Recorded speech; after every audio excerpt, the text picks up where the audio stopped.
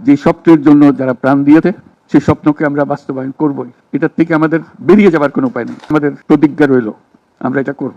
আমরা নতুন বাংলাদেশের অফিস এটা করেছি। নতুন বাংলাদেশ গড়ার জন্য আমরা এখানে এসেছি, সেটা যেন সবাই মিলে আমরা করতে পারি।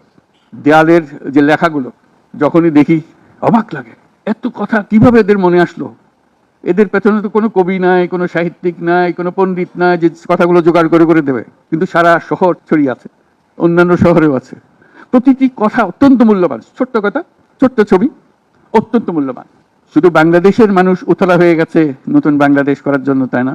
আমাদের যত বাংলাদেশি সারা দুনিয়া জুড়ে আছে, তোমরা একটু আগে বলেছো তাদের কথা, তারা সবাই বলছে যে আমরা আসতে চাই, আমরা এই নতুন স্বপ্ন বাস্তবায়নে শরিক হতে চাই। কাজে তারা, তোমরা যে ঢেউ উঠিয়েছো শুধু এখানকার মনে না, সারা দুনিয়ার বাংলাদেশিদের মনে ঢেউ উঠিয়েছো, তারাও যোগ দিতে চায়। যারা বাংলাদেশি নয়, অন্যান্য দেশের তরুণরা, তারা বলছে আমরাও দেখতে চাই, কারণ আমাদের দেশে এরকম দরকার। কাজে এটা কোনো সীমাবদ্ধ নয় যে বাংলাদেশের মনের মধ্যে তোমরা প্রচন্ড ঢেউ জাগিয়ে দিয়েছো, প্রচন্ড স্বপ্ন জাগিয়ে দিয়েছো। তোমরা সারা পৃথিবীর তরুণকে জাগিয়ে দিয়েছো যে এই তরুণদের হাতেই সৃষ্টি হবে এই নতুন পৃথিবী। কাজেই তোমরা যেটা করলা সেটারই একটা সূত্রপাত, তরুণদেরকে দিয়েই নতুন পৃথিবীর সূত্রপাত। এটা শুধু নতুন বাংলাদেশের সূত্রপাত না, এটাই নতুন বাংলাদেশের মাধ্যমে নতুন পৃথিবীর সূত্রপাত করছো তোমরা। তোমরা ইতিহাস। আজকে মনে হচ্ছে সাধারণ কয়জন তরুণ সামনে বসে আছে, কিছুদিন পরে এই সাধারণরাই অসাধারণ হিসেবে পৃথিবীব্যাপী স্বীকৃত হবে, যেহেতু তোমরা অসাধারণ কাজ করেছো। সেই কাজে যেন বিরতি না আসে, এটাই হলো আমাদের প্রতিজ্ঞা, যে আমরা যেন করতে পারি। আমার একটা প্রস্তাব থাকবে নাহিদ, আসিফ, তোমাদের সবাইকে, অন্তত মাসে একটা করে চিঠি লিখো আমাদের কাছে। শুধু স্মরণ করিয়ে দেওয়ার জন্য এটা বাকি রয়ে গেল, এটা ঠিক হলো না। কারণ আমরা হয়তো অনেক সময় মাথার থেকে ছুটে যাবে, যেহেতু তোমরা যেভাবে দেখে এসছো আমরা সেভাবে দেখতে জানি না। সেই জানানটা দেওয়ার জন্য আমাদেরকে গুঁতো দিতে হবে, স্মরণ করিয়ে দিতে হবে, যাতে করে আমরা এটার থেকে বিচ্যুত হয়ে যেতে না পারি। এটা তোমাদের দায়িত্ব, কারণ যে পথে রওনা করে দিয়েছ সেটার রূপরেখা তোমাদের কাছে পরিষ্কার। আমরা হয়তো কিছুটা বুঝেছি, কিছুটা অন্যভাবে বুঝেছি, এরকম যেন না হয়।